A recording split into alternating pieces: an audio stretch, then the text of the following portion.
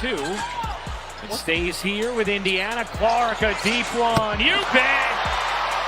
A Brooklyn logo bomb from Caitlin Clark. Hey everyone, welcome back to the channel. If you're a WNBA fan, you're in for a wild ride today because we're diving into some serious drama that went down at the 2025 WNBA All-Star Game in Indianapolis. The headline: Indiana Fever head coach Stephanie White reportedly lost it after New York Liberty players were allegedly caught trying to recruit the Fever's superstar, Caitlin Clark, right in the middle of the All-Star festivities. This story has everything: tension, rivalries, and a whole lot of speculation about what's next for Clark and the Fever. So grab your snacks, hit that subscribe button, and let's break it all down. First, let's set the stage. The 2025 WNBA All-Star Game was supposed to be a celebration of the league's biggest stars, hosted at Gainbridge Fieldhouse in Indianapolis, home of the Indiana Fever. Caitlin Clark, the Fever's electrifying guard and the face of the WNBA right now, was named an All-Star captain after racking up over 1.3 million fan votes. She was set to shine in front of her home crowd, compete in the three-point contest, and lead her team against Nafisa Collier's squad. But here's where things took a turn. Clark suffered a groin injury during a game against the Connecticut Sun just days before the All-Star weekend, forcing her to sit out both the three-point contest and the game itself. Chanted defense by the Sparks fans. 6 on the shot clock. Clark, a deep three. Oop, that is. She missed her first 7. Talk about a buzzkill for Indy fans who were hyped to see their star take center stage.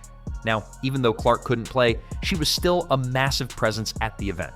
She was helping coach her All-Star team alongside New York Liberty head coach Sandy Brondello, cheering on her Fever teammates Aaliyah Boston and Kelsey Mitchell, and soaking up the atmosphere. The city was buzzing. There's even a 30-story banner of Clark shooting a jumper on the side of the JW Marriott in downtown Indy. But while Clark was sidelined, something unexpected happened that sent shockwaves through the WNBA community. Rumors started swirling that players from the New York Liberty, the Fever's Eastern Conference rivals, were trying to recruit Clark during the All-Star weekend.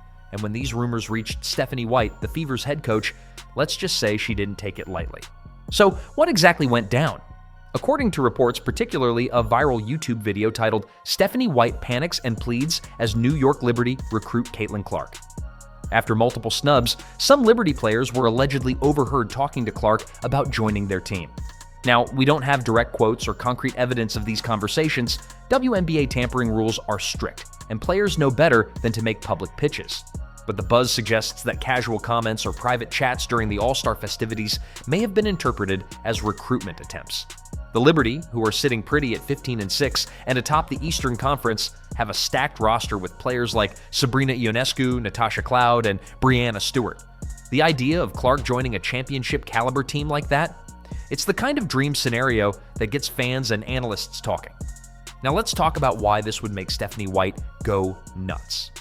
White is in her second stint as the Fever's head coach, and she's been tasked with building a contender around Clark, Boston, and Mitchell. The Fever are 12-11 this season, sitting 6th in the WNBA standings, and they've shown promise after making the playoffs last year for the first time since 2016. Clark is the cornerstone of this team, not just for her on-court stats, 16.5 points, 8.8 assists per game, but for her massive cultural impact. She's brought unprecedented attention to the Fever and the WNBA as a whole. Losing her to a rival like the Liberty would be a devastating blow to the franchise and the city of Indianapolis. White's reaction, as described in some reports, was one of panic and frustration. She's been vocal about protecting Clark's long-term health, especially after the star guard missed 11 games this season due to a series of injuries: 2 left quad strains, a left groin injury, and now this right groin issue. White's been clear that the big picture is Clark's health and the team's long-term success. So imagine her hearing that the Liberty, her team's biggest rivals, might be trying to poach her star player during a weekend that was supposed to be a celebration of Clark's impact on the game. It's no wonder she'd be fired up. Let's dive into the context of this alleged recruitment. The New York Liberty are a powerhouse. They're the defending champs, and their backcourt of Ionescu and Cloud is already elite. Adding Clark with her playmaking and long-range shooting would make them virtually unstoppable. During the All-Star weekend, Clark was spending time with Liberty players like Ionescu, who's been a friend and mentor to her. Ionescu even spoke publicly about Clark's impact, saying, "Caitlin means a lot more to the game," and sharing how she's been a sounding board for Clark during her injury struggles. Could these friendly interactions have been misinterpreted as recruitment, or was there something more intentional going on? We don't know for sure, but the speculation is juicy. Now let's address the multiple snubs mentioned in that YouTube title. Some fans and analysts have pointed out that Clark's peers didn't vote her as highly as fans or media did for the All-Star Game. She ranked 9th among guards in player voting, despite being 1st in fan votes and 3rd in media votes. This discrepancy has fueled narratives that some WNBA veterans might not fully embrace Clark's meteoric rise. Could the Liberty's alleged recruitment be a response to this? Maybe they saw an opportunity to connect with a young star who might feel underappreciated by some peers. Or maybe it's just a case of competitors recognizing Clark's value and dreaming of what she could do on their roster. White's response, as reported, wasn't just about anger, it was also about pleading for loyalty. She's been a fierce advocate for Clark, emphasizing her growth from her rookie year to now. In an interview with The Athletic back in February, White talked about Clark's self-awareness and her work in the weight room to get stronger and handle the WNBA's physicality. White's vision is to build a championship team around Clark, and any hint of tampering or recruitment would understandably feel like a betrayal. She's not just fighting to keep Clark healthy, she's fighting to keep her in Indy. Let's talk about Clark's perspective for a moment. Despite her injuries, she's remained a team player. During the All-Star weekend, she was on the sidelines cheering for her teammates and helping coach Team Clark. She even jokingly said she'd heckle the refs from the bench, showing her competitive fire is still burning, but the injuries have clearly taken a toll. Clark's been emotional, like when she was seen holding back tears after re-injuring her groin against the Sun. Missing the All-Star game in her home city was a heartbreak, and you have to wonder how she's feeling about her future with the Fever. Would she even consider a move to a team like the Liberty? Her contract runs through 2027, so any move would be years away, but the speculation is already rampant. The Liberty's side of the story is also worth considering. Players like Ionescu and Cloud are professionals who know the rules.